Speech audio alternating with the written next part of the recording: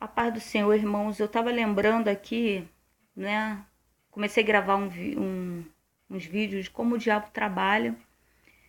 Enquanto eu estava orando, Deus me trouxe a lembrança algo que aconteceu há quase um ano, aqui na nossa igreja mesmo, na Assembleia de Deus Jesus, o Bálsamo e Gileade, né? Alguns meses atrás. Em João 3,16, João 3,16 está escrito assim: porque Deus amou o mundo de tal maneira que deu seu único filho, para que todo aquele que nele crê não pereça, mas tenha vida eterna, né? Nós estávamos tendo um culto aqui e entrou uma menina e logo em seguida entrou uma outra procurando por ela, né? E quando essa menina entrou procurando por ela, né? Ela acabou que durante o culto ela manifestou. Sei que algumas pessoas não acreditam, mas é igual comida japonesa, né? Eu costumo dizer que eu não gosto de comida japonesa, mas a verdade é que eu nunca comi, né? Então eu dizer que eu conheço a Deus, eu nunca procurei uma igreja de verdade, então é a mesma coisa, né? Porque quando eu era católica eu ouvi falar de Deus, mas quando eu entrei realmente por uma igreja, né? Que busca Deus em verdade, nos detalhes, igreja que come Bíblia, porque realmente tem muitas falsas igrejas por aí. Enquanto eu não entrei, eu não descobri uma dimensão, porque na verdade não existe ninguém que explique Deus. Não existe ninguém que saiba o total de Deus, o pouco que nós sabemos, né? O pouco que nós conhecemos é o Espírito Santo que revela. Não tem piadas no Facebook, né? Sobre, isso é de Deus, isso não é de Deus. Irmão, se você não tem discernimento do Espírito, cala a tua boca, porque blasfêmia do Espírito não tem perdão. Se eu abrir minha boca para falar qualquer coisa contra o Espírito Santo, eu vou direto para o inferno. Não tem perdão. São duas coisas que não tem perdão. Suicídio, se eu destruo o templo, isso aqui é a morada do Espírito Santo. Se eu me matar, destruir, eu vou direto para o inferno.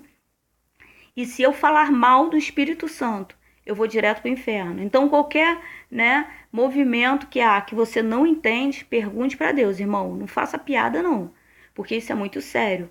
O próprio Deus falou que muitos, né, vão dizer naquele dia: Senhor, Senhor, mas eu profetizei em teu nome, curei, expulsei demônios, né? E Deus vai falar: apartai-vos de mim, maldito, que eu não vos conheço. Ou seja, já começa, né, o julgamento pelos da casa. Imagina então os que não são da casa, né? O negócio vai ficar estreito. E essa menina entrou e ela manifestou. Só que tem diversas maneiras de manifestar. No caso, ela ficou apática. Ela ficou como se estivesse em transe, né? E eu orava e o demônio não queria ir embora, irmão. Tô sendo sincera. Você sempre vai me pegar falando aquilo que eu vivo. Eu não prego aquilo que eu não vivi. Eu prego o que eu vivo. Eu orava e o demônio não ia embora. Pedi ajuda à missionária Marluce, né? E Marluce também veio orando, e o demônio não ia embora. E eu em pensamento, né? Eu em pensamento, estava aqui o Sandro, o irmão Sandro, a irmã Amanda estava aqui, a minha filha Diana, a menina que entrou era a Diana, né? Tinha um povo aqui, não consigo me lembrar mais quem, nesse dia. E eu, em pensamento, eu comecei a falar com Deus. Eu falei: Deus, eu fiz um acordo com o Senhor, que as pessoas que entrassem aqui não podiam sair da mesma maneira, né? E o demônio não quer ir embora.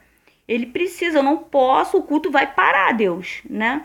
A Marluce, no caso, tinha me chamado para pregar, e eu não podia pregar enquanto aquele demônio não fosse embora, né? E eu falei: Deus, precisa acontecer alguma coisa. Esse demônio vai ter que sair. Desse jeito ela não vai ficar. Eu não vou deixar ela em transe aqui. Esse demônio vai ter que sair.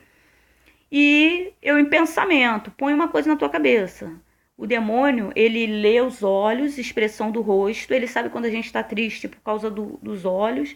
E muita coisa que a gente fala, o demônio escuta. Então, muitas vezes, o demônio antecede. A gente está falando com Deus, mas o demônio escuta também.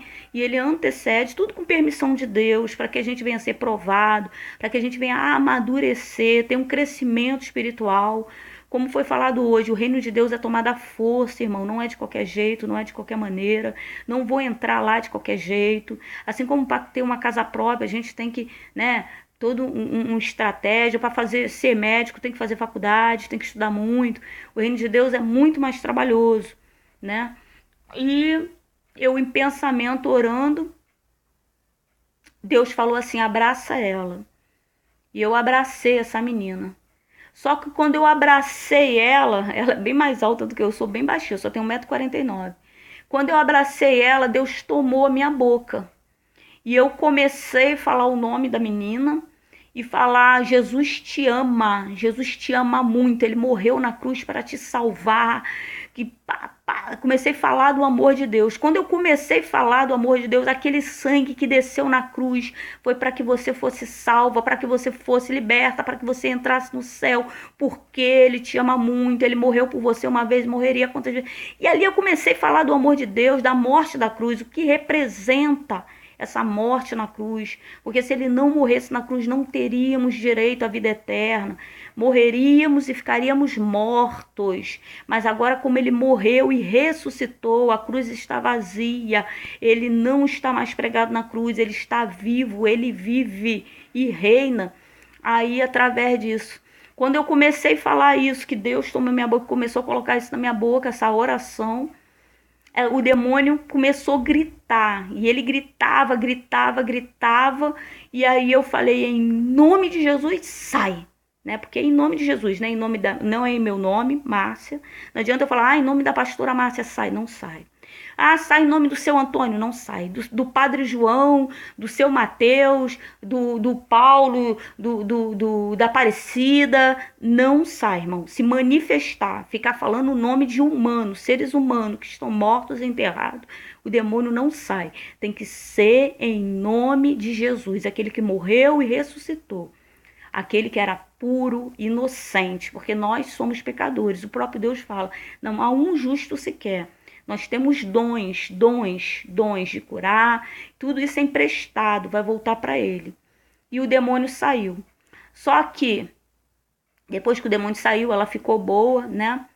Marluce me passou o microfone para eu pregar.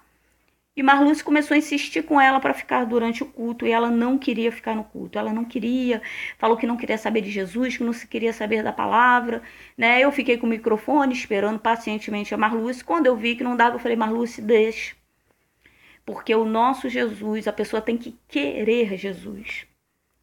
Tudo isso é para que você entenda como o diabo trabalha. Muitas vezes a pessoa entra de um jeito e sai da mesma maneira. Não é que somos crentes fraquinhos.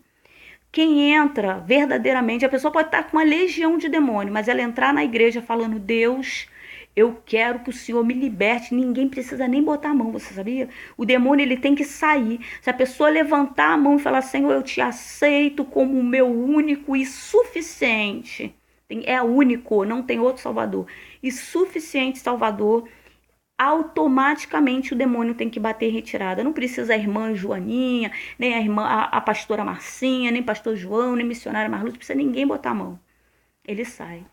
Ou seja, o demônio, ele não queria sair porque a menina não queria Jesus, né? E eu não tenho a mínima ideia, porque a palavra de Deus fala que quando a gente expulsa um demônio em nome de Jesus, porque nós não expulsamos ninguém, quando nós colocamos a mão em nome de Jesus, mandamos o demônio sair, sai um, ele roda, não encontra um lugar para pouso, ele volta para casa. Se ela não estiver cheia da presença de Deus, ela estiver vazia, ele chama mais 7. Aí a pessoa vai de novo na igreja, expulsa, aí já está expulsando 8. Aí por aí você vê como é que se chama o demônio legião. Expulsa 8. A pessoa não quer Jesus. A pessoa vai embora, né? Aí os 8 demônios roda, não encontra. Cada um desse demônio chama mais 7. Vai fazendo a conta. Por isso que às vezes quando entra alguém dentro da igreja, o próprio Deus fala: não põe a mão, não ora. Não é porque ele é ruim, é justamente porque ele é bom demais. Tem que aceitar Jesus como Salvador. E tem que, a palavra do Salmo 91 fala: aquele que habitar é morar no esconderijo do Altíssimo, a sombra do Onipotente descansará. Não é fazer visita, não é vir de vez em quando, é fazer morada.